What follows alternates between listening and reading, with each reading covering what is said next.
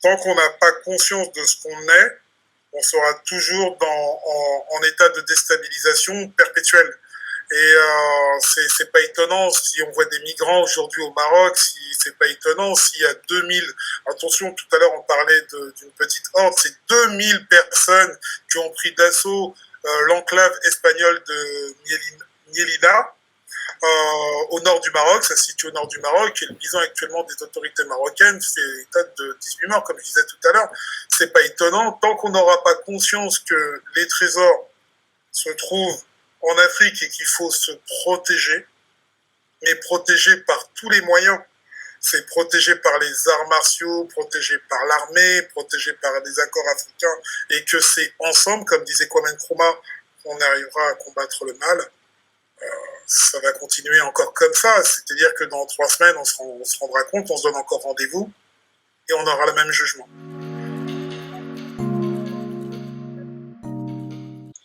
Bonjour à toutes et à tous et bienvenue au Goûter Panafricain épisode 21. J'espère que tout le monde va bien. J'espère que vous êtes prêts pour traiter de l'actualité du panafricanisme de la communauté noire. Et aujourd'hui, j'ai des invités de marque et j'ai d'ailleurs un invité, ça fait longtemps qu'on l'a pas vu, c'est Aton. Comment tu vas, Aton? What's à tous, Ça donc fait longtemps qu'on t'a toujours pas vu. présent, et ouais, c'est vrai, ça fait un petit moment, mais tant mieux. On dit que l'eau se bonifie avec le temps, donc non, il n'y a pas de souci. Le vin se bonifie avec le temps. Donc non, il n'y a pas de souci. Donc moi, j'envoie toutes les bonnes prestations, les bonnes vibrations et toujours la bonne prière du jour en Kunja Seneb pour lancer notre podcast. Voilà. Très, très bien. En haut à droite, l'invité mystère, c'est Hatchen Sout. Comment tu vas, Hatchen Sout? Même pas tant mystère que ça, puisqu'on vient de voir mon visage. Donc, je dis à tous les auditeurs et les spectateurs qui puissent nous voir, bonne journée. Et puis, un jour, on aura l'occasion, effectivement, de me voir. C'est pas comme les artistes là, qui se cachaient comme ça. Hein. Vous voyez de qui je veux dire, je ne vais pas faire de la publicité. Donc, bonjour Thomas, Thibaut, donc d'Africain du Monde. Et bonjour... Aton. Attends, en plus j'ai des trous de mémoire. Bon, bonjour à tous, voilà. Ça démarre bien. Et ensuite, la dernière personne, c'est le président africain du monde, Thibaut Obou. Comment tu vas, Thibaut? Je vais très très bien. Merci Thomas. Bonjour Aton, en pleine forme. Bonjour Adiesu. Et puis je pense qu'on va éclairer nos amis sur l'actualité africaine et puis surtout la conscientisation pour que les choses puissent réellement évoluer. Voilà, très bien. Tu viens de le dire, aujourd'hui, on va surtout traiter d'actualité.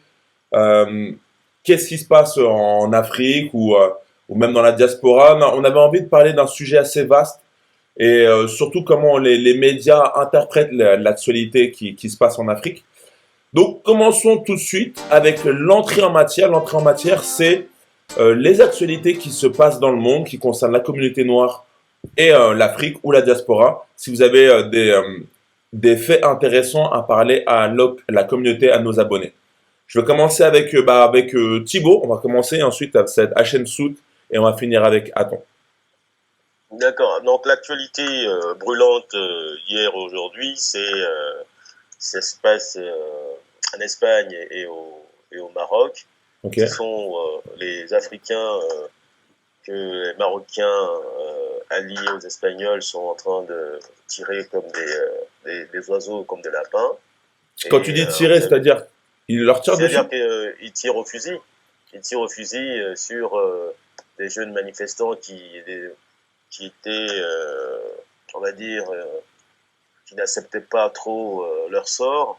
Donc ils se sont réunis pour manifester. Et puis les gardes frontières espagnols et marocains se sont mis à jouer en tirant sur eux. Donc vous avez toutes ces images-là sur Internet en ce moment. Donc je pense que c'est pas la première fois qu'on tire sur les Africains, notamment pareil, hein, toujours au Maroc et en Espagne, en Italie aussi, c'est la même chose, en Grèce aussi. Et donc je pense à un moment, il va falloir que nous réagissons et que nous fassions en sorte que ça soit la dernière, puisque c'est tous les ans pareil. va falloir arrêter ça.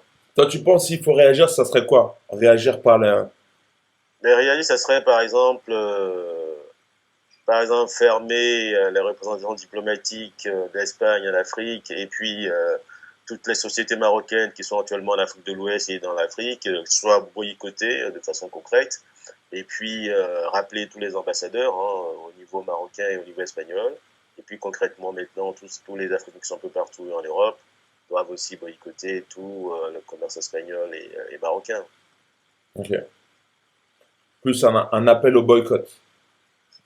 Oui, un appel au boycott et puis concrètement, ceux qui sont sur place, chacun essayant d'agir comme il le peut, mais de façon efficace. Très, très bien. Hachem Sout, de ton Alors, côté?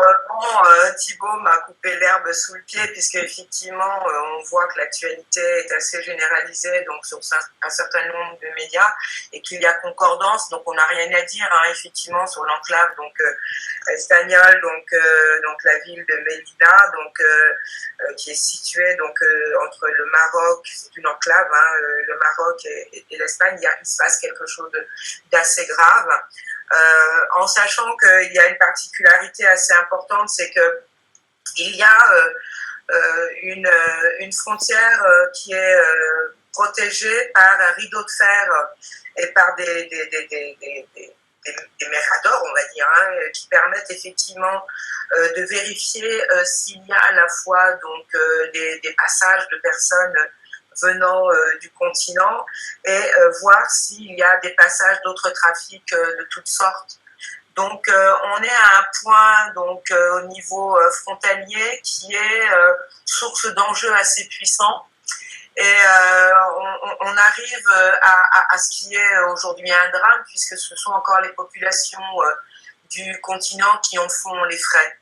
Je voulais aussi ajouter une chose qui est assez importante par rapport au Maroc, c'est que le Maroc a décidé donc de développer ce qu'on appelle des visas électroniques donc en direction donc des nationalités, et je vous donne en mille.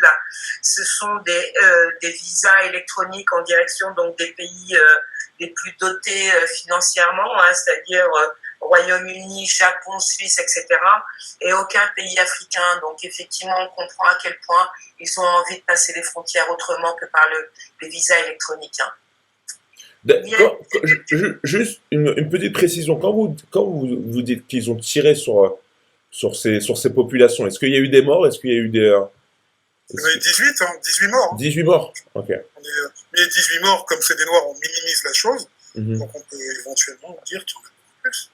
C'est-à-dire que ce qu'on appelle entre guillemets les migrants, lorsqu'ils arrivent donc ces barbelés en quelque sorte, cette frontière qui est un rideau de fer, ils n'arrivent pas à 2 ou à 3, ils arrivent en masse, c'est-à-dire il peut y arriver 1000 personnes d'un coup, 2000 personnes, et ils grimpent sur ce rideau, ce qui fait que les gardes sont pris de court, et pour éviter effectivement de se retrouver donc dans une situation d'illégalité et de devoir répondre donc à leur chef, ils tirent tout azimut. Mais ça n'explique rien. Ce sont des êtres humains. On n'a pas à tirer sur des êtres humains. Et aucune organisation, donc des ONG soi-disant des droits de l'homme, ne monte au créneau pour vilipender donc ces méthodes-là. Je voulais ajouter donc une autre information, c'est plutôt le président donc Tshisekedi donc de la République démocratique du Congo, qui est plus ou moins épinglé par un groupe d'études qui s'appelle ISS Africa, qui met en exergue qu'il est partiellement responsable de l'embrasement de l'Est de la République démocratique du Congo, puisque ça date du 24 juin 2022, donc paru à l'agence Ecofin. Il précise que le président de la République démocratique du Congo n'a mis en œuvre aucun des accords de paix signés avec le groupe rebelle MD23. Le groupe MD23, ce sont des militaires qui se sont rebellés et qui ont pris des armes contre le gouvernement. Donc, par rapport à ça, il y a tous les pays frontaliers donc de la République démocratique du Congo qui sont signataires plus ou moins de cet accord-là, et qui a des vocations effectivement de maintenir la paix et de signer donc des contrats aussi au niveau économique. Et là, c'est complètement parti en éclat. Alors, ce que dit la presse, ça serait plus ou moins la faute de Kagame qui voit d'un mauvais œil la présence de l'Ouganda, donc dont la part belle qui lui est faite. Et on arrive donc actuellement à une situation assez improbable où le Rwanda et la République démocratique du Congo sont à deux doigts, même quasiment, à s'affronter directement. Les pays du Commonwealth, là, sont actuellement directement à Kigali pour essayer de mettre un peu, de faire un peu tarir les velléités pour qu'on n'en arrive pas à des solutions dramatiques. Ok. Voilà. Moi, c'est pas très rose, hein, toutes ces actualités. Ah, Oui, attends. Et ouais, c'est quand même un continent et pas n'importe lequel. un continent, pas n'importe lequel, comme tu dis, mais qui a beaucoup de spécificités et beaucoup de conflits, malheureusement. A-t-on? Moi, je dirais que ces conflits, ils s'arrêteront jamais tant que l'Afrique sera la réserve, tant qu'on se rendra pas compte, surtout de diaspora ou peuple du continent, que l'Afrique, c'est la source principale des réserves mondiales de beaucoup de choses.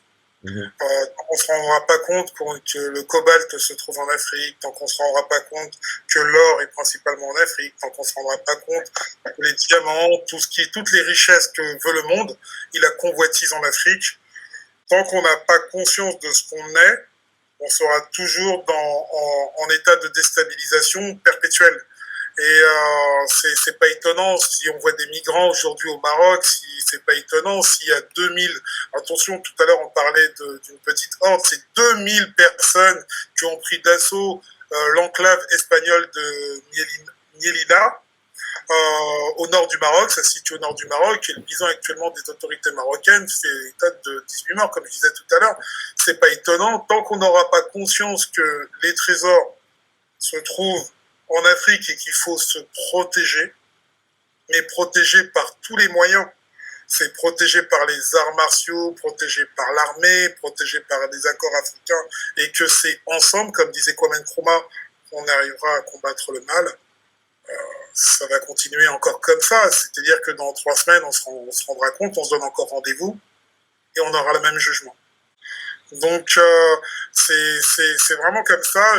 Tout à l'heure, j'étudiais un peu Nyerere qui disait qu'à la fin de sa vie, il s'est aperçu que Kwame Nkrumah avait raison, que c'est ensemble, peuple noir, qu'on doit être ensemble, soudés, contre l'ennemi commun. Ça doit commencer par l'éducation. C'est comme ça qu'on commence à avancer.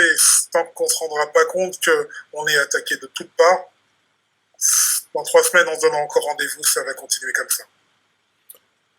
On va arriver, je pense que tu as fait la bonne transition, on va arriver sur le plat de résistance. Parlons des sujets importants qui s'est déroulé dans l'histoire africaine. Et je voulais parler d'une actualité qui est passée sur les réseaux sociaux où on a vu l'un des meurtriers du président Lumumba qui expliquait tranquillement dans une vidéo comment il a disséqué son corps. Et voilà, c'est une vidéo assez dure à entendre parce que ce monsieur en parle de ce fait en souriant et comme si ça avait été drôle de faire ça. Limite, il se plaint parce qu'il n'était pas aidé quand il a disséqué le corps de Lumumba. Enfin, c'est une vidéo assez choquante.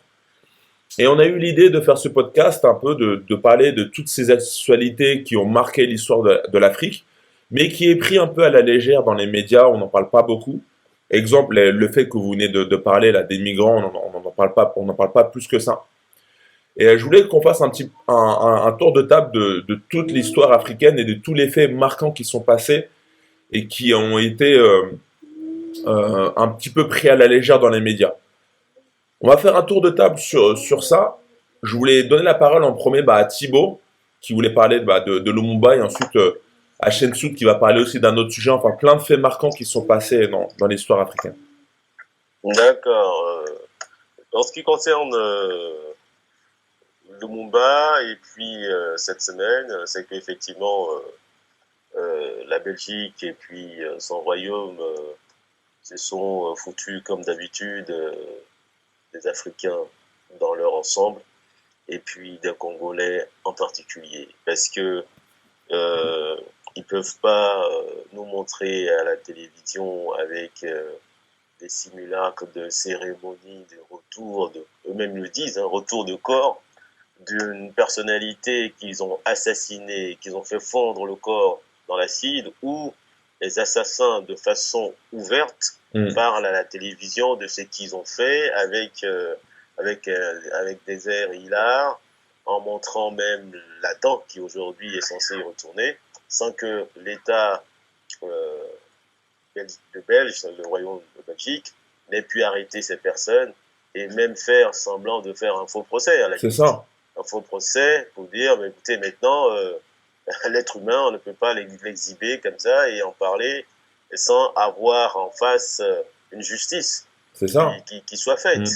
Donc, ils font fi de tout ça et ils nous présentent une cérémonie comme si le noir, il fallait toujours lui montrer un peu de folklore et puis ils s'en contentent et on passe à autre chose, quoi. On efface et puis bon, maintenant, bon voilà, vous voulez une dent, vous ramez une dent, maintenant vous êtes content, on passe à autre chose. Nous disons non.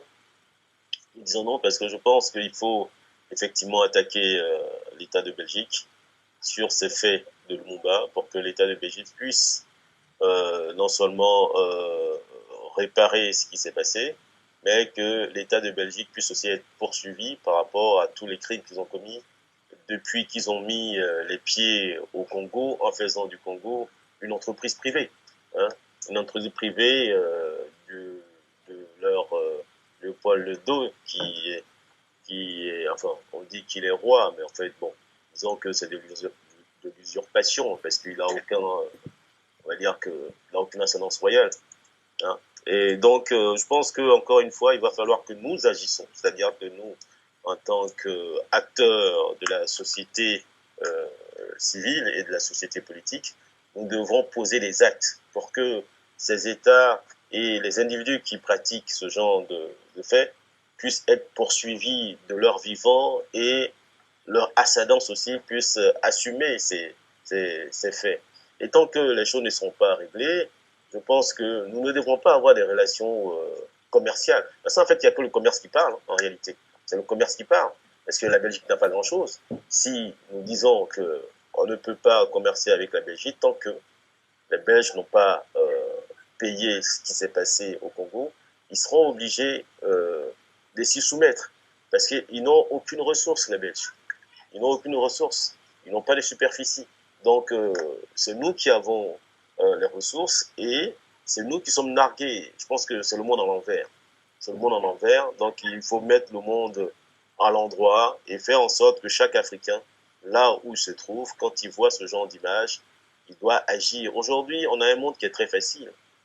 Vous prenez votre caméra, vous mettez devant notre caméra et vous dites que vous n'êtes pas d'accord. Et que ce genre de simulacre, Lumumba n'est pas simplement, il n'a pas simplement eu un fils. Et qu'il ne suffit pas de donner une dent à un fils pour que le problème soit réglé. Et même ce fils-là, moi je pense qu'il faut aller même très loin. Si ce fils-là s'amuse avec des grands leaders africains parce qu'il est le fils de quelqu'un, ça ne doit pas marcher de ce côté-là. Parce que Lumumba n'est plus que le fils du Congo, il est le leader africain et panafricain de tous les Africains, de tous les Noirs du monde. Donc on ne peut pas s'amuser sous prétexte qu'on est le fils, négocier le retour, disons, d'une dent qu'ils ont arrachée, qu'ils ont exposée. Je pense que c'est tellement, les faits sont tellement graves qu'il nous appartient aujourd'hui. On a cette force, la médiatique, aujourd'hui, de faire en sorte que les choses rentrent dans l'ordre. Donc pour que les choses rentrent dans l'ordre, chacun doit, là où il est, prendre sa caméra, dénoncer et faire en sorte que l'État RDC aujourd'hui avec Félix Tshisekedi bon, j'ai pas entendu sa réaction de retour de tout ça, mais je pense qu'il doit faire un effort pour que les choses rentrent dans l'ordre. Mais ouais, mais c'est vrai, comment ça se fait que, c'est ça que je vais te poser comme question, comment ça se fait que le président il fasse rien en fait, qu'il se laisse insulter un petit peu comme ça? Oui, parce que bon, malheureusement, on a perdu des on va dire, des gens qui ils n'ont plus de fierté en tant que tels. On a des gens qui sont vides, c'est-à-dire que ils prennent l'État ou la fonction de l'État comme un verre d'eau. Ils n'habillent pas l'État, ils ne rentrent pas dans ce que c'est qu'un État, c'est-à-dire que défendre non seulement physiquement les personnes qui s'y trouvent, défendre les intérêts qui y sont, mais défendre aussi le réellement symbolique. C'est-à-dire qu'on ne peut pas tout faire, on ne peut pas tout accepter sous prétexte que il y a eu une reconnaissance des fils et que les fils ont été reçus par C'est inacceptable. En plus, il est parti à 61 ans, quoi. C'est une affaire qui remonte à 61 ans. C'est juste inacceptable. Et toute personne consciente devrait se poser des questions sur ça, quoi. Mais je trouve que c'est entièrement raison, Thibaut. Il faut vraiment poser les bonnes questions à un moment donné et dire que si tout se joue sur l'économie, on fournit plus la Belgique, point. Mais la Belgique fait partie d'une communauté qu'on appelle la communauté européenne, qui est la la troisième puissance mondiale aujourd'hui. Et voilà, quoi. Donc c'est très difficile de contrer des telles puissances dans ces continents, quoi. Sachant les peu de ressources et la peu de considération que les gens sont prêts à défendre sur cette terre. Oui, c'est vrai. Attends, tu as raison, mais malheureusement, ils sont pas des géants. Hein. C'est-à-dire que l'Europe, aujourd'hui, n'a plus rien de géant, puisque en termes économiques, l'Europe est pratiquement à genoux. Et puis, le Covid est venu complètement enterrer tout ça de nouveau. Malheureusement, en ce moment, ils sont en train de faire de mauvais choix stratégiques au niveau de la guerre de l'Ukraine. Et ils ont eux-mêmes, comme on dit, eux-mêmes se tirent la balle dans les pieds en voulant faire de l'embargo sur du gaz russe, alors que ce sont eux les premiers consommateurs du gaz russe, ce sont les premiers consommateurs du blé russe. Donc du coup, ils sont complètement à genoux. Ils sont complètement à genoux. Donc depuis des siècles, ils ne vivent que de la rapine, c'est-à-dire qu'ils ne vivent que des ressources africaines qui sont pillées avec de la fausse monnaie, notamment le franc CFA. Donc moi je pense que c'est une population qui marche toujours au bluff. Donc à un moment, bluff pour bluff, je pense qu'il faut bluffer. Parce que souvent c'est ceux qui n'ont rien qui disent qu'ils ont quelque chose. C'est ce que je disais la fois dernière, c'est économiquement, ils disent qu'ils sont riches. Et donc sur l'effet du bluff, ils apprennent ça à leurs enfants dans les écoles, dans les universités. Et les enfants aussi répètent ça, ils disent qu'ils sont puissants. Mais un puissant qui n'arrive même pas à s'éclairer, c'est quand même chaud. Un puissant qui n'arrive pas à boire du café sans que le café ne vienne de la Côte d'Ivoire ou du Ghana, c'est quand même chaud. Un puissant qui n'arrive pas à avoir du poisson sans faire du brigandage, parce qu'ils ont des grands chalutiers qui vont en Mauritanie, qui vont sur les côtes du Sénégal, sans permis, pour ramener le poisson ici. Vous voyez? Donc, en fait, c'est une population qui sont toujours dans du bluff. Donc, à un moment, il faut arrêter de les fournir un trait. Donc, je pense que quand nous serons aux affaires, nous allons régler ça. Je pense est-ce qu'on est prêt à l'être aussi? Et là la question. Je pense pas qu'on ait encore des gens. Je pense que la jeunesse est consciente. Mais il manque peut-être une société de présidentielle, peut-être. Toi, t'as parlé tout à l'heure de Kwame Nkrumah. Kwame Nkrumah, il disait qu'il fallait que l'Afrique soit unie. J'écoutais Hamzat Boukari, il disait en fait que il faut effectivement que l'Afrique soit unie, mais en fait, ça peut être même beaucoup plus simple. Il suffit juste que 2-3 pays s'unissent, et ça peut déjà être une Afrique unie, déjà. Ça peut déjà donner l'exemple. Déjà, C'est pas compliqué. En 61, écoute, Kwame Nkrumah qui fait son discours, il est un feu follet, quoi. Il veut réunir déjà l'Est avec le Nyerere, la Namibie, il veut réunir la Guinée qui a fait sécession à la France avec Sékou Touré. Il veut vraiment jouer jusqu'au même aujourd'hui. Qu'est-ce qui empêche la Guinée de se rejoindre au Mali? On va poser simplement les questions comme ça. Qu'est-ce qui empêche le Burkina Faso de se joindre au Mali pour faire une coalition frontalière et barrer la route déjà du terrorisme et ensuite mettre des trésors ensemble? Ouais. On peut même se poser la question, quoi. Est-ce qu'il y a pas encore des coups qui sont mis derrière, style France-Afrique, avec des fameux accords qui empêchent ces relations-là? mais ça, c'est une personne en plus, comme il y a eu récemment des coups d'État, ça pourrait être des choses qui pourraient être très facilement faites. Comme il y a eu au Mali, il y a une progression en Guinée, il y a une progression au Burkina Faso, mais qu'est-ce qui empêche ces trois pays de se mettre ensemble? Se poser simplement cette question-là. Il y a Shensouk qui est en haut qui a aussi envie de traiter d'actualité ou peut-être envie de rebondir sur ce qu'on vient de dire avant que tu traites ton sujet. Oui, c'est bon. Rebondir sur ce que l'on vient de dire. Moi, j'avais vu le film en entier, hein, le film dont on a fait référence tout à l'heure en introduction concernant l'assassinat donc du président. Est-ce que tu peux redire le titre peut-être si tu si t'as la référence? Alors, je le dirai enfin, comme Ok. ça les personnes qui sont intéressées pourront se procurer le film en entier. Éventuellement, si tu veux bien, je le dirai donc tout à l'heure où c'est sur les assassinats politiques. Et je vous donnerai donc les coordonnées pour vous le procurer. Et il n'y a pas de problème, vous pourrez l'acheter sans souci. Moi, lorsque j'ai vu ce film-là, je ne sais pas ce que vous avez ressenti, même si c'est un court extrait, moi je l'ai vu en entier, c'est que on voit que Lumumba a été trahi d'abord par des personnes de l'intérieur. Ce ne sont pas des Belges de l'extérieur, mais ce sont des gens qui sont au plus près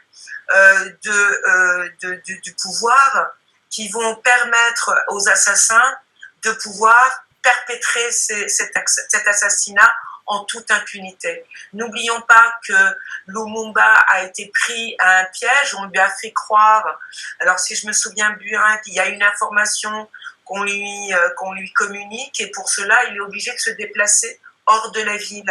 Et au moment où il va se déplacer hors de la ville, il va être cueilli donc, par les militaires belges et conduit, et il va comprendre au fur et à mesure de son périple qu'il a été kidnappé, et ça va se dérouler dans la nuit comme un meurtre satanique.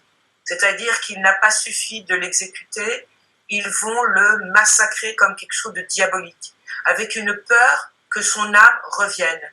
C'est-à-dire qu'ils vont le démembrer, le torturer et le mettre dans l'acide. Et c'est au moment où ils le mettent dans l'acide que ce militaire, ce paramilitaire, ce meurtrier qui aujourd'hui, comme tu l'as dit, a fini peut-être ses jours tranquillement en Belgique, va récupérer la dent qui tombe après la dissolution de la matière. Et ce meurtre a été perpétré de manière préméditée puisqu'ils avaient prévu le baril d'acide. Donc la volonté de faire disparaître son corps, mais avec une dimension presque satanique. N'oublions pas que les rois, la reine et le roi belge sont partis en République au Congo, et c'est ça qui est horrible. Ils sont restés 6 jours. Et aucun média n'a couvert l'événement. On a vu qu'ils ont été faire repentance, d'accord, s'excuser, mais on n'a aucune image de comment ça s'est passé en aparté avec le président.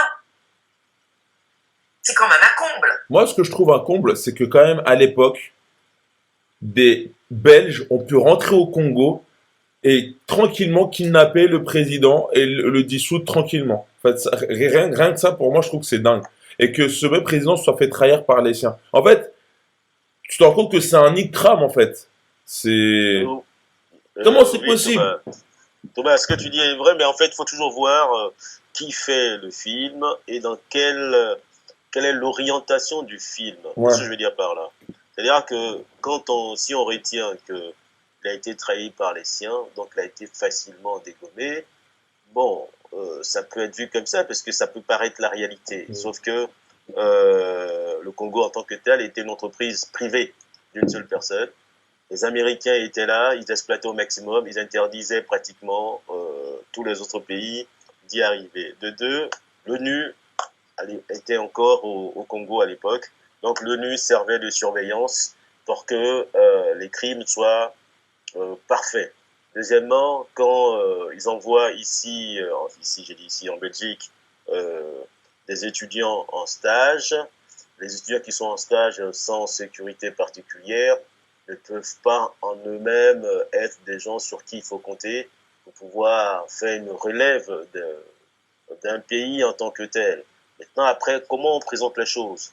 Est-ce que si on présente les choses en fonction de la réalité, pour dire que Mobutu et le père de Tshisekedi, il faisait partie de ce groupe. Le père de Tshisekedi, il a été ministre de, de la sécurité de Mobutu, plus ministre de la justice de Mobutu. C'est eux qui étaient venus ici en Belgique pour être formés, pour repartir, pour prendre la transition du nouveau pouvoir qui allait venir.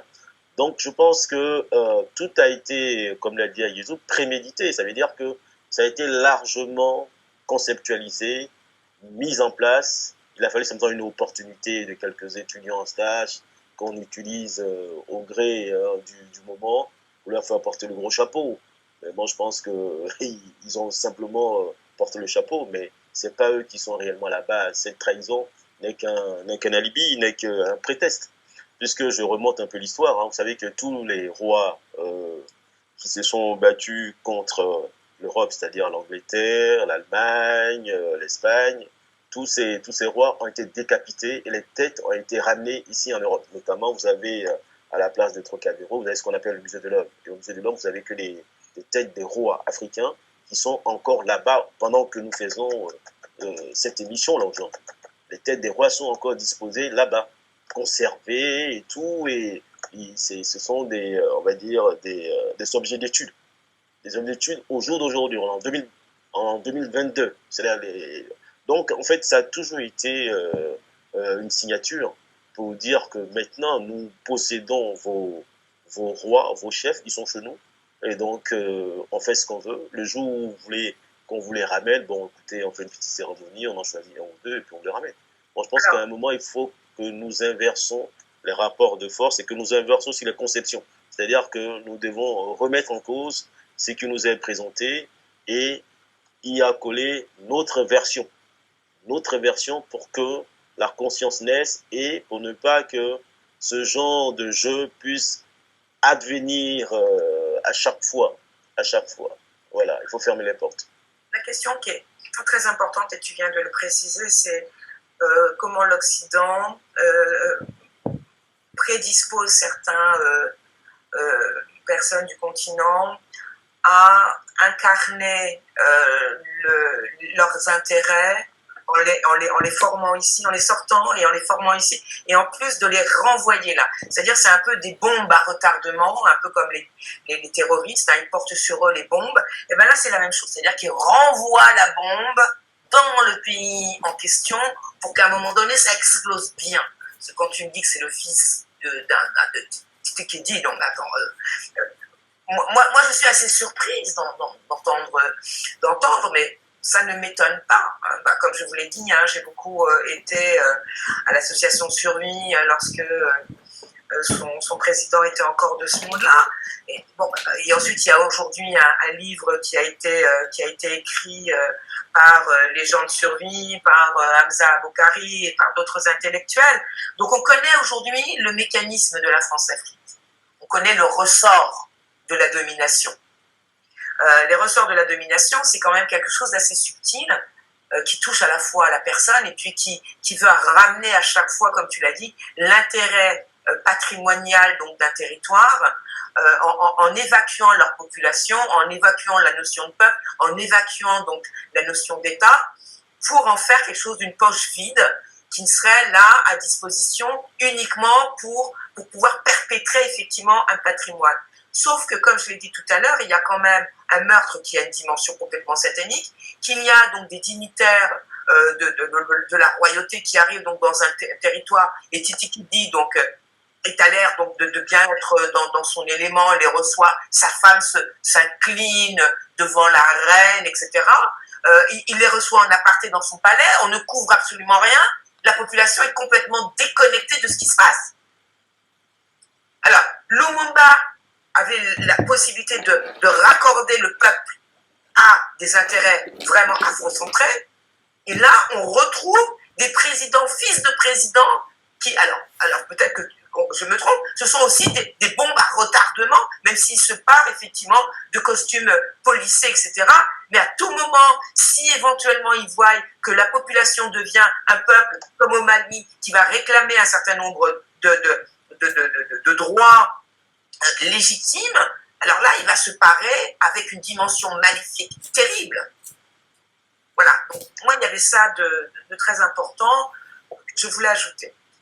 Je voudrais rajouter aussi quelque chose à propos de Macky Sall. Macky Sall est quand même un président qui est très décrié, hein, puisqu'aujourd'hui il y a un opposant qui remet en question sa légitimité, notamment lorsqu'il brigue un autre mandat. Et puis Macky Sall lui dénie effectivement le statut donc de candidat valable, puisqu'il ne veut pas qu'il se présente aux élections qui auront lieu très prochainement l'année prochaine. Macky Sall, ça fait déjà un moment qu'il est à la présidence, non? Ouais. Ça fait 2 mandats. Voilà, tout à Et fait. il veut encore faire un troisième? Un troisième mandat. Oui, c'est comme Alassane. C'est possible de faire c'est possible de faire 3 mandats. Non, c'est impossible. C'est en Afrique. C'est ce qu'ils veulent. On a mis en prison Ousmane Sonko en plus. Alors, nous, on parle ça d'une évidence, mais comme Thomas l'a précisé, et c'est vrai que Thomas porte quand même l'interrogation, c'est de dire que, donc, tu as rencontré Hamza Boukari, c'est qu'on est toujours, l'Afrique, les élites ont été formées, construites comme des bombes à retardement. Donc ça, il faut l'avoir en tête. Hein. Oui, mais ceci étant, tous les intellectuels et élites. Ceci étant, c'est pas une pratique nouvelle. Vous savez, l'Éthiopie comme l'Égypte ancienne ont toujours instrumentalisé tous les pays qu'ils avaient en quelque sorte un peu soumis, c'est-à-dire que dont ils avaient le pouvoir, notamment tous les rois qui étaient même ici jusqu'en Europe. C'est des personnes qui agissaient comme des Égyptiens, en fait. Quand il y a, à un moment, quand tu domines, tu essaies de reproduire ta domination. La meilleure façon de reproduire ta domination, c'est de former les élites qui sont tes suzerains pour qu'ils reprennent le pouvoir dans ton pays d'accueil. En France aussi, la chose est un peu la même chose, mais on ne le voit pas souvent. Quand les Américains arrivent ici dans la guerre en France, qu'est-ce qu'ils font? Ils signent des contrats. C'est un contrat avec la France. Des contrats d'entreprise, et ils prennent pratiquement les bonnes entreprises, et après, 2, former l'élite française pour que l'élite française soit aussi leur reflet pour protéger au mieux leurs intérêts. On pourrait être d'accord avec toi, Thibault, si on ne massacrait pas les gens derrière. Moi, c'est juste le conflit qu'on a, et je pense qu'on est tous là autour de cette table pour parler de ça, c'est tu peux prendre le pouvoir, tu peux prendre l'argent, il n'y a pas de souci, mais tu n'es pas obligé de tuer des gens. De manière culturelle, déjà parce qu'il y a très peu de Noirs qui s'associent aujourd'hui à leur culture ancestrale. T'es pas obligé c'est pas normal qu'aujourd'hui, pour bien montrer en exergue la chose, c'est pas normal qu'aujourd'hui sur le continent, on est la moitié de l'Afrique séparée par des musulmans au nord et des chrétiens au sud, qui sont des religions extérieures à leur continent. T'es pas obligé d'arriver avec des forces, t'es pas obligé de massacrer des dirigeants. Obligé, on peut simplement négocier avec eux, on peut simplement discuter. Et le massacre n'est pas obligé de rentrer en exaction. Moi, je pense à un autre dirigeant tout à l'heure, j'espère qu'on va parler, qui s'appelle Ruben Onyobé. On n'est pas obligé de rentrer dans le... c'est la même manière, hein, c'est Robert Onyobé, c'est le même massacre, c'est la même chose que Lumumba. On est toujours dans la même chose. On n'est pas obligé de massacrer les gens, de les tuer, de les faire tuer par leurs propres frères et de dire ensuite c'est pas moi qui ai fait, c'est votre frère qui l'a fait. Donc moi j'y suis pour rien et de cette manière-là, je peux exploiter tout le monde. Je pense que l'or et les richesses peuvent se partager surtout sur le continent. Je pense qu'on pourrait employer d'autres moyens. Et on n'est pas obligé d'employer ces moyens-là. D'autres moyens qui sont employables. Voilà, c'est ce que je veux dire. Alors, ça n'a pas l'air aussi... moi, j'aimerais vraiment y croire. Sauf qu'il y a toujours une manière un peu distordue d'approcher, effectivement, les problèmes généralisés qui auraient pour vocation d'être partagés. C'est-à-dire que les instances comme l'ONU, le FMI, etc. sont là comme les gendarmes du monde pour pouvoir que tout se passe bien. Et les pays africains sont embarqués là-dedans, et ils portent donc fièrement les, les objectifs de ces grandes institutions. Et beaucoup d'intellectuels formés aussi au niveau donc, des grandes universités africaines du continent rentrent dans les organisations ou dans des ONG pour pouvoir être les porte-paroles en quelque sorte de ces grandes organisations-là. Je voudrais juste revenir sur Macky Sall en disant, donc, si vous voulez bien, donc, on parle de l'ONU Climat qui choisit le Gabon pour abriter en août prochain la Semaine africaine du climat 2022. J'ai préparé un petit dossier là-dessus parce que c'est vrai que c'est assez complexe et il a fallu que je regarde à 2 fois avant de me dire qu'il y avait une entourloupe. Et je vais vous en faire part si vous le voulez bien. Alors, de quoi s'agit-il? C'est-à-dire que il y a donc le conseiller spécial du président du Gabon, donc Ali Bongo, qui est le fils, donc Ali Bongo fils. Donc cet homme, donc qui est Tanguy Gangma, qui est conseiller spécial du président, et il explique que pour le Gabon, cette semaine africaine du climat est l'occasion de faire avancer la mise en œuvre du pacte de Glasgow pour le climat et de l'accord de Paris, et de positionner les pays africains comme des leaders dans la réponse mondiale au changement climatique. D'accord? Alors, le choix du Gabon pour accueillir cet événement africain n'est pas fortuit, car le pays est engagé depuis plusieurs années dans la lutte contre les changements climatiques. Bien, c'est pas mal ça. Alors, il faut savoir que les efforts du Gabon pour cette cause lui ont déjà valu plusieurs récompenses au niveau international. Moi, j'applaudis. On peut applaudir, vous direz. Sauf que Macky Sall dit autre chose. Que dit Macky Sall? Macky Sall, le 27 mai 2022, dit ceci. Au nom de la justice climatique, Macky Sall réclame le droit de l'Afrique d'utiliser son gaz pendant encore 20 à 30 ans. Qu'est-ce que le pacte de... Qu'est-ce que effectivement, la COP26? La COP26 s'est tenue à Glasgow, en Irlande. Plusieurs pays développés avaient décidé de ne plus financer les projets gaziers en Afrique. On interdit aux pays africains de développer et d'exploiter leur sous-sol, notamment pour en tirer les énergies fossiles à haute, alors ça je le dis, hein, au risque de développement, des effets excusez-moi, je suis des effets des gaz à effet de serre, excusez-moi. Alors est-ce que tu peux éclairer un peu ton propos? Donc, on n'a pas tout suivi. En fait, en gros, qu'est-ce que tu veux dire? C'est-à-dire que lors de la COP26, ça a été décidé que les pays africains ne disposaient plus du droit de développer les forages qui leur permettraient d'avoir et de disposer de réserves gaziers, pétroliers de leur sous-sol. Pourquoi ils font ça? C'est aussi parce que les pays riches se sont aperçus que cette activité-là avait pour conséquence de porter atteinte à un écosystème et notamment de produire des effets de gaz à effet de serre, excusez-moi, et que ça avait un préjudice pour l'ensemble de la planète. Ok. Et donc les pays africains là Alors le président sénégalais, donc ça je cite l'agence Ecofin encore une fois, donc en date du 27 mai, alors que l'Afrique contribue pour moins de 4% aux émissions mondiales de gaz à effet de serre, le président en exercice de l'Union africaine estime qu'il n'est pas raisonnable de demander au continent de renoncer rapidement à l'exploitation de son gaz naturel. Le président sénégalais Macky Sall a défendu le mercredi 27 mai le droit de l'Afrique de poursuivre l'exploitation de ces importantes réserves de gaz naturel pendant encore 2 à 3 décennies au nom du principe de la justice climatique.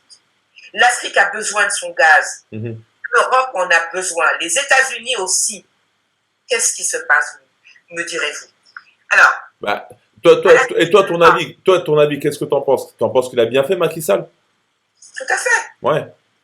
Mais ça concorde aujourd'hui avec ce qui se passe en Ukraine. Ok. C'est-à-dire que Macky Sall, lorsqu'il a fait cette déclaration tout récemment, il y a aussi d'autres organisations qui ont pris le pas derrière la déclaration de Macky Sall. Donc le 20 juin 2022, l'Agence internationale de l'énergie défend le droit de l'Afrique d'exploiter son gaz pour un usage transitoire. Pourquoi pas? Effectivement. J'ai pas tout compris. Qu'est-ce que tu as dit? Comment? Qu'est-ce que tu as dit? Tu peux répéter ta phrase? Alors, en date du 20 juin 2022, Ouais. l'Agence internationale de l'énergie, donc l'AIEA, défend le droit de l'Afrique d'exploiter son gaz pour un usage transitoire, c'est-à-dire que Macky Sall demande qu'on lève cette interdiction qui a été fixée lors de la COP 26, donc à Glasgow, donc de pouvoir pendant 20 à 30 ans exploiter ses réserves gazières et au niveau du pétrole, dans son sous-sol, et ça pour son développement. Et ça concorde un peu avec les événements que l'on voit aujourd'hui qui se passent en Ukraine, c'est-à-dire que les pays européens ont besoin de diversifier leur apport énergétique en se dirigeant vers les pays qui en sont dotés, notamment les pays africains. Ouais. Donc, Macky Sall s'inscrit parfaitement dans cette logique-là lorsqu'il énonce cette vocation qu'auraient donc les pays africains, puisqu'il est président de l'Union africaine, à pourvoir en énergie fossile les pays qui en ont besoin, et notamment l'Europe. Bah, j'ai envie de te dire comme d'habitude, hein. Moi, j'y crois pas à ces trucs-là. Mais Et franchement, je Ouais. pense pas qu'avec un traître, on puisse faire quelque chose, Ouais. quoi que ce soit, Ah. de positif. au début, Donc, on peut se dire que c'est plutôt pas mal parce qu'il peut faire du business et de l'argent, mais est-ce que vraiment Ouais, ça va mais- se faire? C'est faux, c'est faux, C'est c'est faux. France-Afrique. Donc, c'est pas ces pantins-là qui vont pouvoir réorienter l'Afrique dans le bon débat. Il Ouais. l'aurait fait avant. Pourquoi il le fait maintenant? Donc, s'il l'a pas fait avant, c'est qu'il est orienté par la France qui lui dit de faire maintenant. Ouais. Et donc, de ce fait-là, il sera jamais gagnant. J'ai jamais vu un prédateur lâcher sa proie. J'en ai jamais vu. Donc, on me le montre un jour et je te dirai. Mais si la France dit faire ça, il va faire. Et donc, c'est pas une initiative personnelle de Macky Sall, et ce sera jamais une initiative de sa part de le faire. Une production de capacité de 2,5 millions de tonnes par an qui va être déversée en 2023. Mais on voit bien que c'est encore un coup France-Afrique qui est derrière, et que rien n'est d'initiative du Sénégal, et que Macky Sall joue simplement un pantin il sert à rien là-dedans. Il nous faut vraiment des gens qui aiment l'Afrique pour l'Afrique, qui aiment le peuple noir pour le peuple noir, pour défendre le peuple noir. Ces gens-là ne servent à rien. Et ils n'ont jamais servi, et c'est pas maintenant qu'ils le feront. Alors, oui, Oui, c'est vrai. Mais ce que je voulais rajouter et compléter un peu ce que tu es en train de dire, c'est que en fait, j'avais juste une anecdote comme ça, voici, où j'avais croisé un écologiste qui me disait, mais vous savez, vous parlez de l'humain et tout, mais moi aussi, je suis très écologiste et tout ça, et je me bats pour l'écologie. Donc moi, je lui disais comme ça, de but en blanc, j'ai dit, mais moi, je peux comprendre que vous battez pour l'écologie parce que vos parents ont détruit pratiquement la nature. Donc c'est à eux de la réparer, c'est pas à nous de la réparer. Nous, on n'a rien fait, nous, on l'a conservé. Parce que quand nous vivons en harmonie avec la nature. Nous ne déplaçons pas la nature. Vous voyez? Donc s'il y a COP 21 ou COP 53 ou COP qu'on veut, ça c'est leur affaire. C'est à eux de réparer ce qu'ils ont détruit. Et c'est aussi à eux de faire en sorte que tout ce qu'ils ont détruit puisse être remis en place ou avec un système d'ingénierie pour que cette histoire d'effet de serre, parce qu'il n'y a plus réellement d'oxygène, puisse être réellement respirable.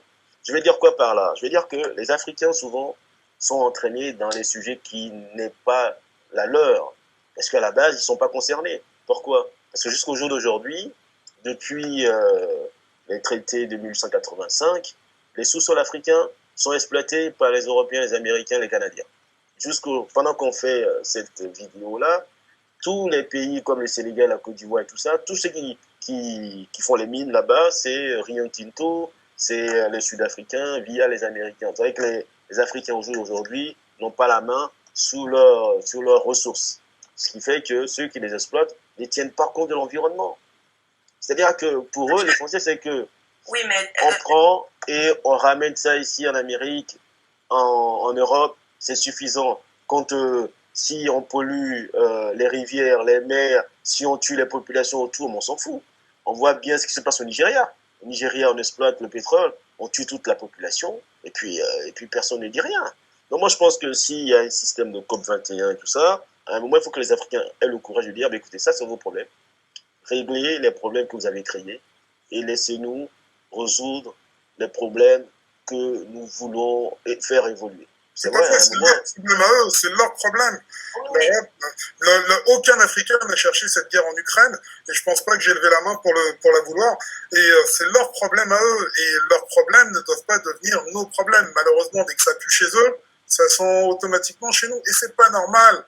Il faut vraiment qu'il y ait des panafricains qui se lèvent et qui se disent non, on va d'abord régler nos problèmes à nous, avant de régler vos problèmes à vous. Puisque quand est-ce qu'on va se lever à être adulte un jour? Quand est-ce qu'on le fait? Notre gaz, c'est pour les Africains. L'or, c'est pour l'Afrique.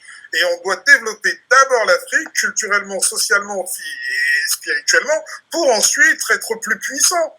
Mais c'est pas les faire inverse. On ne doit pas produire pour les autres. La chaîne Et jamais. oui, moi, je dirais ce que vient de dire Thibault, donc africain du monde, lorsqu'il a développé l'idée que l'on connaît, hein, qui est de l'exploitation donc des sous-sols par des grandes entreprises, des grandes firmes européennes, notamment canadiennes. Ça fait partie du pourcentage de pollution, excusez-moi, autorisé. Hein, c'est-à-dire que ça, donc, ils en pour eux, c'est autorisé, mais pour les Africains qui sont 4%, c'est pas autorisé.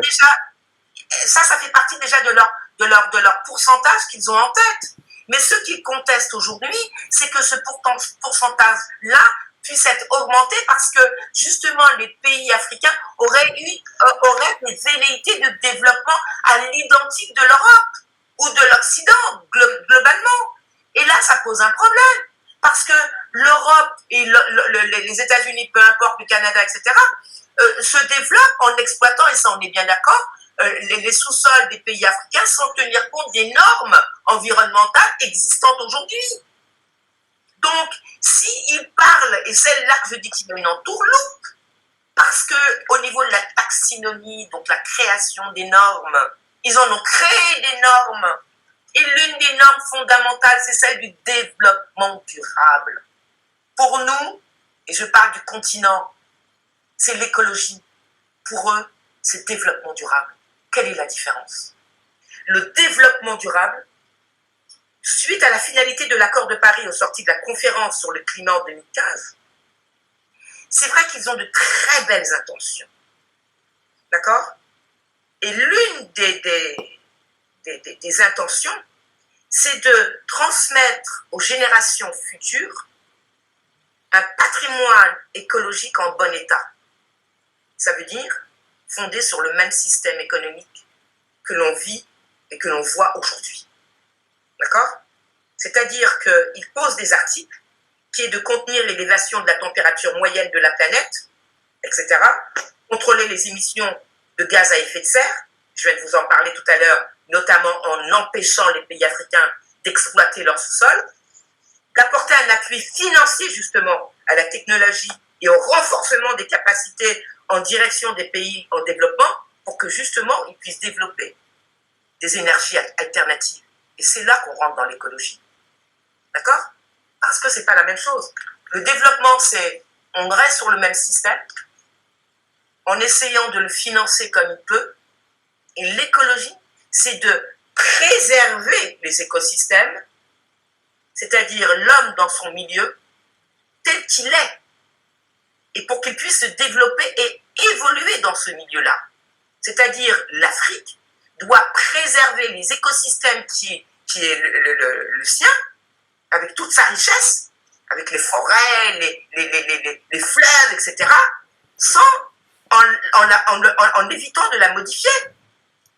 Alors, ce qui est grave, et c'est là que je suis un peu estomaquée, excusez-moi, c'est que lorsque Macky Sall expose que de tels engagements freinent et expose les pays du continent à contenir leur développement au seul motif que le continent porte l'avenir de l'humanité tout entière, c'est là que c'est discutable, très discutable. Si l'on retient que le développement durable est une notion qui définit le besoin de transition et de changement, hein, il est nécessaire pour les pays du Nord et du Sud de s'entendre. On est d'accord hein, sur cette définition du développement. Sauf que ils extraient l'Afrique de cette définition-là. Puisque les accords qui sont pris sont au détriment du développement concerté et à l'identique pour l'Afrique, à l'image de l'Occident. Donc, qu'est-ce qu'il leur reste? Il reste aux pays en développement d'endosser une part de la responsabilité commune dans le gâchis environnemental ambiant. C'est-à-dire que l'Afrique doit prendre et doit être aussi coupable que l'Occident de ce qui se passe dans les pays du Nord. D'accord? Pour les pays du Sud, donc en étant co-signataires des accords de la COP26, parce qu'il y a des pays africains, notamment le Gabon, hein, qui ont signé la COP21, la COP26. Est-ce que tu peux éclaircir ton propos? En gros, toi, ton avis, c'est quoi? Où est-ce que tu veux aller? Parce que là, on part sur l'écologie, mais en gros, qu'est-ce que tu veux? Est-ce que tu peux plus éclaircir, tu vois? C'est-à-dire que l'Afrique ne doit pas se cantonner à de l'écologie. Moi, je suis tout à fait d'accord. Comme vient de le dire Thibault, on part de déséquilibre.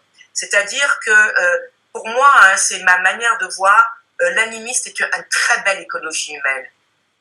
C'est de la beauté de l'écologie humaine et de l'homme dans son environnement et dans ses écosystèmes. Sauf l'Occident part de ce principe-là pour justement encore, on va dire, entuber entre guillemets l'Afrique. Ok. Alors, il manque peut-être une organisation là-dedans. Il crée des fonds panafricains pour les écologies, pour les énergies renouvelables. C'est-à-dire que on est encore sur de l'énergie renouvelable. Hein, il y a énormément d'ONG, hein, de fonds internationaux, de fonds d'investissement qui ont pour vocation de financer donc tous ces projets écologiques. Il y a une chose qui m'étonne, c'est que depuis quelque temps, il n'y a pas très longtemps d'ailleurs, toujours par rapport à ce qui se passe en Ukraine, on voit se développer des projets. Ah, ça a coupé. Ah, il y a ton micro qui a coupé. Bon, on va faire un tour de table. On va terminer de toute façon. Ça fait un moment qu'on arrive au bout. On va terminer avec le dessert en attendant que ton micro remarche sur la chaîne Sout. Thibault, oui. Si tu voulais. Le micro a été coupé. Alors ouais. ça, c'est Bah, de toute façon, on allait terminer là. On arrive au bout là. Non, parce que là, c'est grave. Il vient de se passer quelque chose.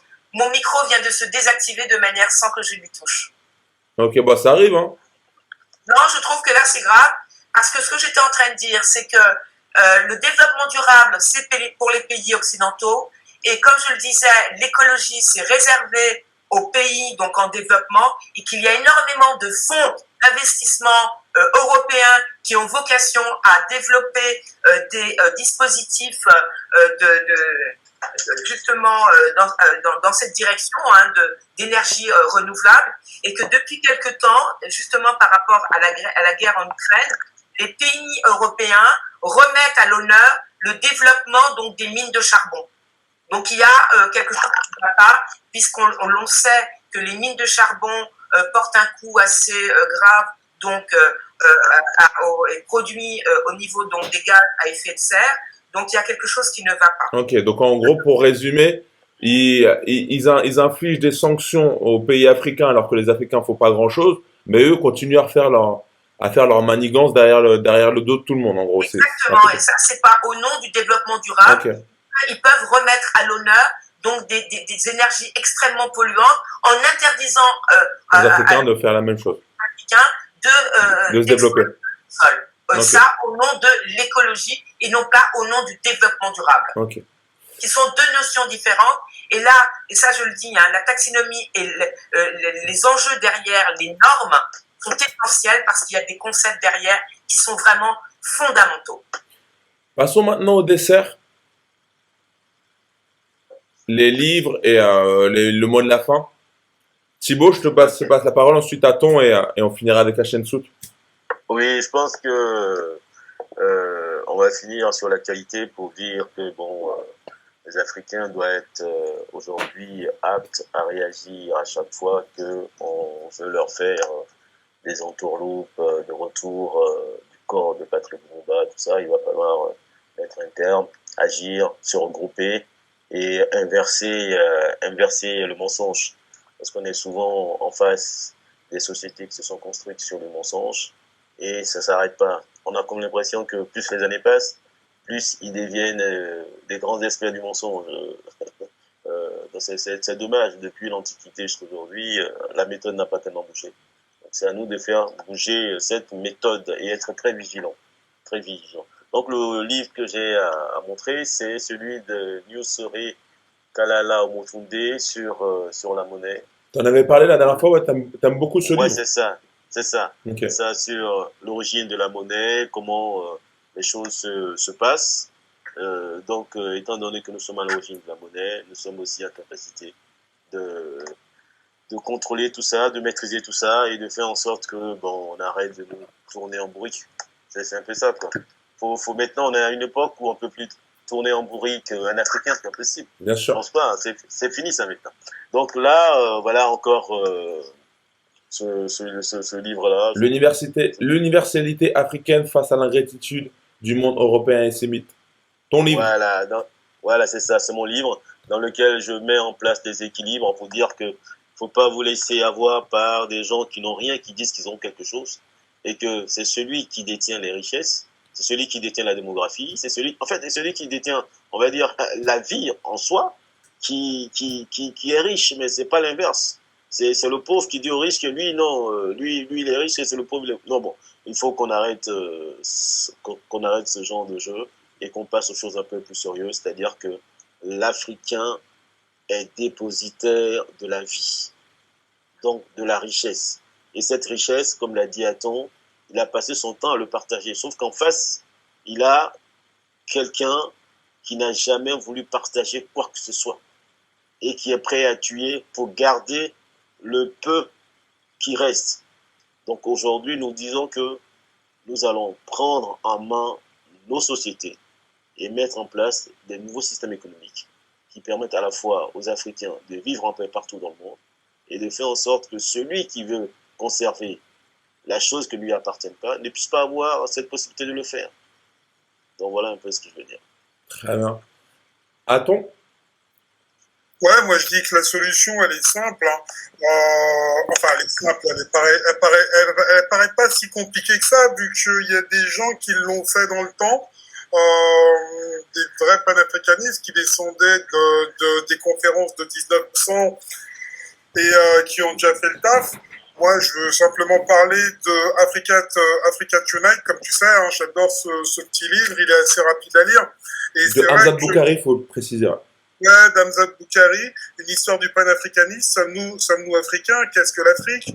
De cette double interrogation est née au XVIIe siècle la diaspora africaine déportée en Amérique et qui a émergé d'un vaste mouvement intellectuel et politique qui nous a sorti des Marcus Garvey, qui nous a sorti des George Palmer, qui nous a sorti des gens comme Kwame Nkrumah, ou même, voire même récemment, ce que j'ai étudié à 5 minutes, des Cheikh Anta Diop. Et il faut voir que leur évolution, elle date pas encore d'aujourd'hui, puisque les Européens sont donc toujours dans ce bouquin-là. On découvre que la Guinée-Bissau, c'est en 1456 qu'ils la découvrent. Le Cap-Vert, c'est en 1471. Enfin bref, tout ça pour arriver à l'Empire du Congo, où ils commencent à rentrer par les Portugais et qui détruisent vraiment l'Afrique, notamment par le métissage. On l'oublie peu, on en parle peu, mais c'est une force de pénétration qui est puissante par la religion, les religions qui nous ont fait du mal. Je le dis encore, la religion chrétienne et musulmane qui sont encore présentes fortement dans nos continents. On en parlera, je l'espère, un jour dans un podcast parce que ça vaut vraiment la peine d'en parler. Et dernièrement, par l'éducation. Je pense que l'éducation sera la solution qui engendrera un meilleur continent pour demain. Un peuple conscient, c'est un peuple qui prend ses responsabilités, qui peut conserver les choses et surtout qui est conscient qu'il est l'origine du monde, tout simplement. Et Hamza Boukari, à l'intérieur du panafricanisme, nous montre qu'il faut en prendre conscience vite. C'est un livre vraiment que je vous recommande, qui est une sorte d'encyclopédie du panafricanisme. Donc, très très bon livre à lire. Et de toute façon, tous les livres que vous présentez, c'est toujours des très très bons livres et qu'on souhaite vraiment les abonnés. Procurez-vous ces livres parce que tous les livres qu'on vous présente, c'est des pépites. Le livre de Thibaut Obou, une pépite. Le livre d'Hamza Boukari, une pépite.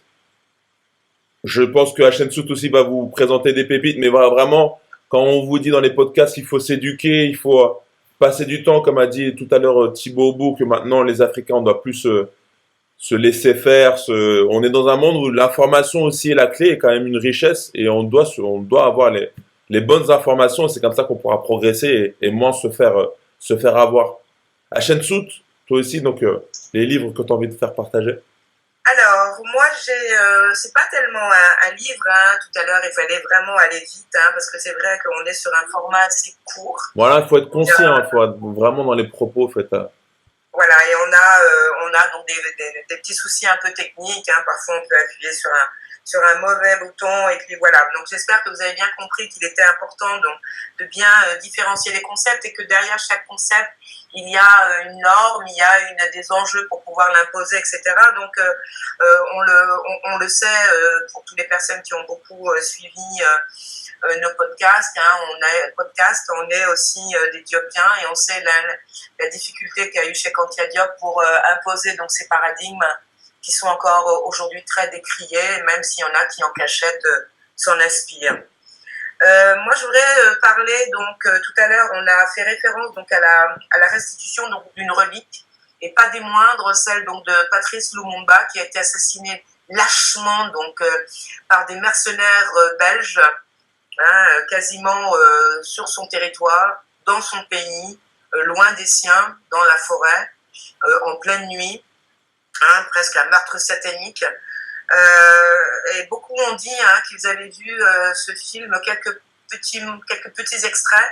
Je voudrais vous donner les références donc, pour vous procurer directement le DVD et vous pourrez effectivement prendre la teneur donc, du mal. Pour pouvoir le commander, vous devez bien chercher. Hein, vous devez taper donc, dans la barre de recherche et j'espère que ça va marcher parce que c'est une société de production qui date. Hein, donc peut-être que il y a quelques restes encore dans le 8e, peut-être parce que moi j'avais contacté la personne, mais elle n'était pas sur Paris, mais elle était plutôt en banlieue. Donc n'hésitez pas à appeler. Donc c'est la société ICTV. Okay. Ça s'appelle un ICTV documentaire de création. Donc vous tapez ça dans la barre de recherche. Et lorsque vous êtes sur le site, vous allez donc vous cherchez. Et vous allez tomber sur des films par thème ou par pays. Et vous allez donc en Afrique, vous allez sur le thème Afrique, et vous mettez thème, et vous allez tomber sur assassinat politique. Et vous allez tomber sur le meurtre de Patrice Lumumba. Et attends, tout simplement, ouais, mais le titre, il s'appelle comment du documentaire? Alors, le documentaire, donc vous allez sur le site de ICTV. Ouais, mais le titre du documentaire. Et le film, donc vous allez, comme je vous l'ai dit, vous cliquez sur l'onglet Afrique, etc. Et le film s'appelle Les assassinats politiques. Okay. Et vous avez le meurtre de Patrice Lumumba. Je vous laisse chercher, vous êtes assez grand. Et la société se trouve au 17 rue de Colisée dans le 8e. Donc cherchez sur Internet, donc c'est ictv.fr et vous avez des petites pépites, vous allez vous régaler de trouver la vérité. Très bien, merci en tout cas à vous. Merci d'avoir partagé toutes ces informations. Merci aux abonnés d'avoir suivi ce podcast, nous suivre sur YouTube, sur les plateformes de podcast. Pensez à vous abonner, à commenter, c'est très important, les vidéos, nous laisser vos avis. Et que vous dire de plus, passez une bonne après-midi, une bonne soirée, une bonne journée. Et on se retrouve très très vite pour un prochain podcast. En tout cas, merci à vous et à la prochaine. Merci Thomas, merci Thibaut, merci à très très bientôt, à très bientôt.